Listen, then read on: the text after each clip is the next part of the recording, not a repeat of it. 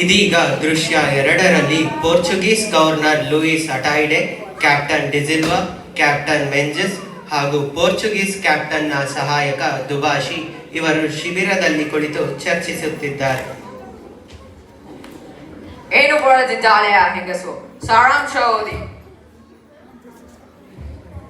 ನಿಮ್ಮ ಬಿರುದಿನ ಪತ್ರವ ನಾವು ನಿಮ್ಮ ಕ್ರಯಗೆ ಒಪ್ಪುವುದಿಲ್ಲ. ಮುಸಲ್ಮಾನರೊಡನೆ ವ್ಯಾಪಾರ ಮಾಡಲು ನಮಗೆ ನಿಮ್ಮ ಒಪ್ಪಿಗೆ ಇಲ್ಲ.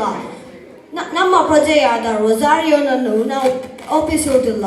ಇನ್ನು ನೀವು ಕೊಟ್ಟ ಬಿರುದನ್ನು ಕೊಡಿರೆಂದು ನಾವೇನು ನಿಮ್ಮ ಬಳಿ ಬಂದು ಕೇಳಿರಲಿಲ್ಲ. ಇದು ಹಿಂದಿರುಗಿಸುತ್ತಿದ್ದೇನೆ. ನಿಮ್ಮ ಬಿರುದಿನ ಪತ್ರವನ್ನು ನಿಮ್ಮಲ್ಲೇ ಇಚ್ಛಿಕೊಳ್ಳಿ, ನೆನಪಿಟ್ಟುಕೊಳ್ಳಿ. ಕಪ್ಪ ಕೊಡಲು ಇದು ನಿಮ್ಮ ಅಪ್ಪನಲ್ಲವಲ್ಲ.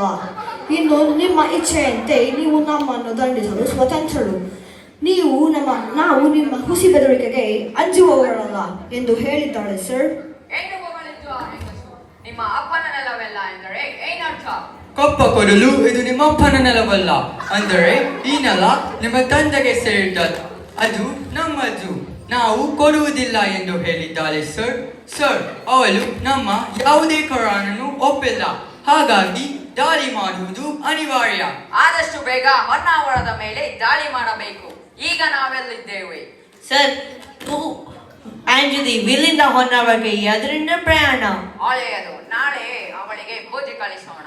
ನಮ್ಮ ನಾವೆಗಳನ್ನು ನಾಳೆ ಬೆಳಗ್ಗೆ ಹೊರಡಿಸಿ ಬಿಡಿ.